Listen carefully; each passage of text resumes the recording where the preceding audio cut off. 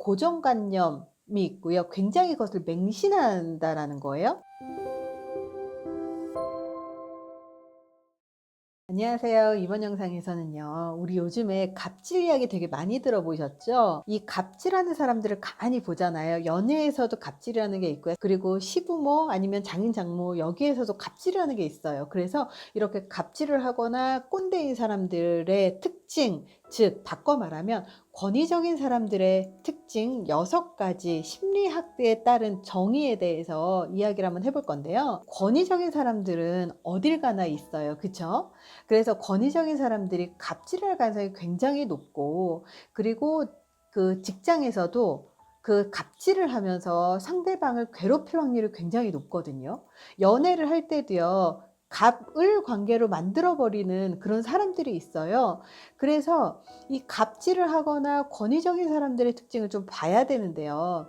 연애에서도 가만히 보잖아요. 그러면 처음엔 동등하게 만나고 서로 막 연애를 하다가도요, 갑자기 여자 부심이 있어서 막 갑질을 하거나 남자 부심이 있어서 막 갑질을 하는 경우들을 가만히 보면 자기보다 상대방이 나를 더 사랑한다라고 믿을 때 그렇게 하는 것들을 많이 보거든요. 바꿔 말하면 권위적인 사람들인데, 되게 재미있게도 권위적인 사람들이 굉장히 리더십도 있어요. 그래서 리더십이라고 하는 게 다른 사람이 자신을 따르도록 만드는 거거든요. 다른 사람이 억지로 따르게 만드는 게 아니라 자발적으로 따르게 만드는 것을 리더십이라고 얘기합니다. 근데 권위적인 사람들은요, 자신을 따르게 하는 건 마찬가지지만 싫은데도 억지로 시키는 그런 사람들을 얘기를 해요. 팔로워들이 자발적으로 나를 따르게끔 만드느냐, 비자발적인데 억지로 시키느냐가 권위적인 리더십과 리더십의 그 차이를 만들어냅니다. 권위주의적인 성격에 대한 연구는 제2차 세계대전 종전 직후에 시작이 됐습니다. 학자들은 인종차별이라든지 편견이라든지 권위주의가 어떻게 이렇게 세계를 만들었는지에 대한 연구를 시작을 했는데요.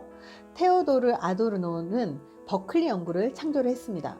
여기에서 권위주의적인 성격을 엄격히 정의하고 그 정신분석학과 정신사회학적인 틀 안에서 설명을 하고 있습니다. 하지만 일부 사람들은 아도르노의 이론은 다른 시대와 환경을 반영하기에는 구식이라고 할 수 있습니다. 권위주의적인 사람, 그리고 권력에 대한 갈망과 욕심은 언제나 존재할 수밖에 없고, 그리고 직장이든 가정이든 학교에서든 아니면 연인 간의 관계에서든 이런 사람은 있을 수밖에 없거든요. 그래서 어떤 측면에서 권위적인지를 우리가 볼 수 있는 아주 사소한 것들을 이야기를 한번 해볼게요. 심리학에서 말하는 권위적인 사람들의 특징 7가지, 이런 다른 사람을 통제하고 지배하려고 하는 성향은요, 꽤 전염성이 있습니다.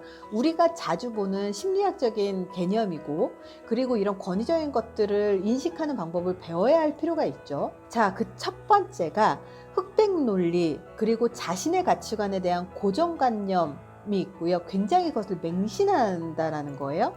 권위적인 사람들은 자신의 의견이 같은 사람은 좋은 사람이고 옳은 사람이라고 얘기를 해요. 하지만 나하고 의견이 다르면 잠정적인 적으로 간주를 하면서 굉장히 공격하고 공격성을 드러내죠. 예를 들어서 보통의 좋은 아버지, 좋은 남편, 좋은 아들, 좋은 며느리상, 괜찮은 여자들의 각각의 역할에 대한 기준을 정의를 해놓고 그것이 옳다라고 믿어요. 그리고 예를 들어서 자기의 정치적 성향이 옳다라고 느끼면 다른 사람들은 다 맞지 않는다라고 막 공격하고, 종교, 그리고 스포츠팀, 그리고 뭐 이런 여러 가지 것들이 자기만 옳다라고 얘기를 하는 거예요. 그래서 내가 옳다라고 여기는 건 니들은 아무도 비판하면 안 돼, 이렇게 받아들이고 생각을 하시는 분들이죠. 예를 들어서 부부간의 관계에서도 한번 볼게요. 어떤 분은 이렇게 생각을 해요.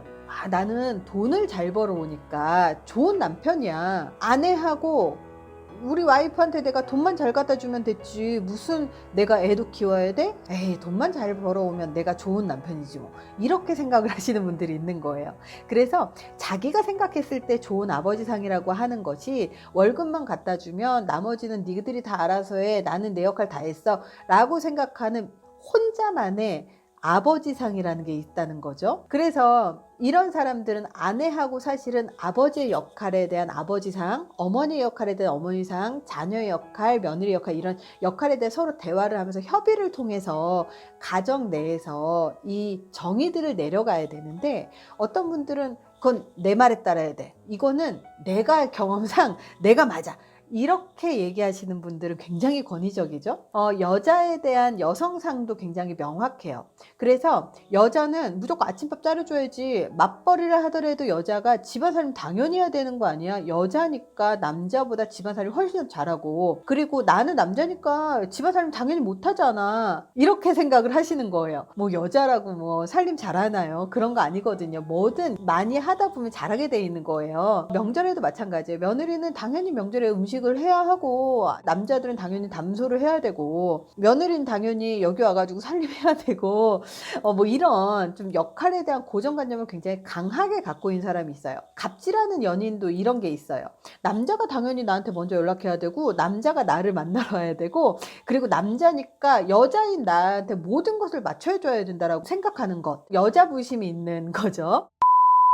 상대방의 관점, 상대방의 지식, 상대방의 경험을 받아들이고 참고를 할 필요성은 있거든요.